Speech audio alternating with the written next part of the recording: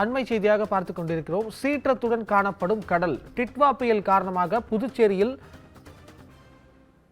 மேகமூட்டத்துடன் காணப்படும் கடற்கரை சாலையின் கழுகு பார்வை காட்சிகள்.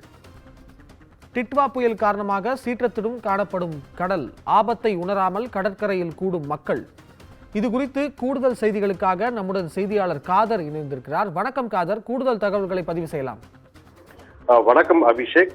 வங்கக்கடலில் உருவாகியுள்ள டெல்டா புயல் காரணமாக புதுச்சேரியில் அதிகாலை முதல் மழை பெய்து வர துவங்கியுள்ளது. மேலும் புயல் எச்சரிக்கை காரணமாக புதுச்சேரி துறைமுகத்தில் நேற்று இரவு 5ஆம் கூண்டு எண் புயல் எச்சரிக்கை கூண்டு ஏற்றப்பட்டுள்ளது.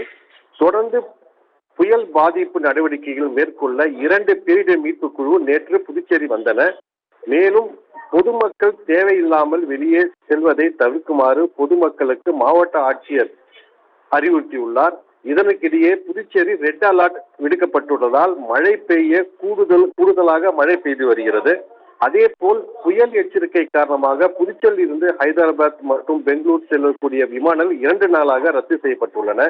இந்நிலையில் புதுச்சேரியில் கடல் வழக்கத்துக்கு மாறாக மிகுந்த சீற்றத்துடன் காணப்படுகிறது. இதனால் கடலில் பொதுமக்கள் மற்றும் சுற்றுலா பயணிகள் இறங்க போலீசார் தடை விதித்துள்ளனர். கடற்கரையில் பாதுகாப்பு பணியில் ஈடுபட்டு வருகின்றனர். ஆனால் ஆபத்து உணராமல் பொதுமக்கள் மற்றும் சுற்றுலா பயணிகள் கடற்கரையை ஓரங்களில் கடலில் இறங்கி குளிக்க முயற்சி செய்ததால் போலீசார் பொதுமக்களை வெளியேற்றி வருகின்றனர். அபிஷேக், தகவல்களுக்கு நன்றி காதர்.